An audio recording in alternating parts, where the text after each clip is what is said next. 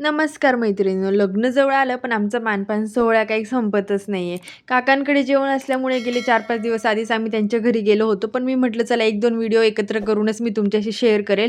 म्हणून त्यांचा व्हिडिओ मी पेंडिंग ठेवला होता आणि त्यांनी असं छान प्रकारे आमचं स्वागत केलं. रांगोळ्या काढल्या, मस्त टोपी वगैरे, हळदी-कुंकू छान मस्त वेलकम केलं त्यांनीही आणि मस्त चार्ट तयार करून ठेवले होते आमच्या चव्हाण फॅमिलीसाठी. त्यांनी मानपान सोहळा वगैरे, कविता असं छान-छान लिहिलं होतं.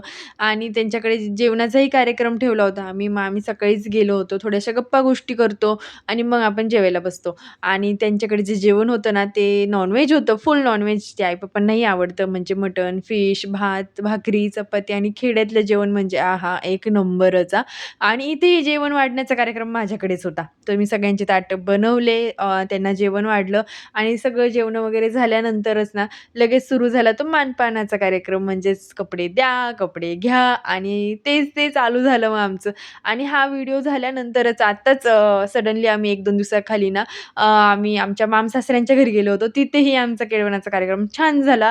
त्यांनी रांगोळ्या काढल्या होत्या बाहेर आणि तेव्हा आमच्या ताई आल्या होत्या, इथे नणंदबाई आल्या होत्या. त्यांची फॅमिली होती, आमची फॅमिली आणि अशी खूप जण जमा झालो एकाच जागेवर. आणि ते धुळ्यात असल्यामुळे ना सोयीस्कर होतं, की सगळेजण लगेच एकत्र येऊन जातात.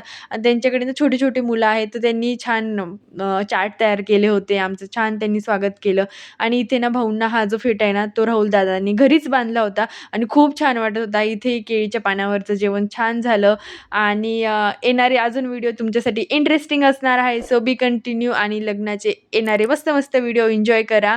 आणि इथे आम्हाला छोटीशी चिमुकली भेटली आणि हिला बघून तर श्री खूपच खुश झाली.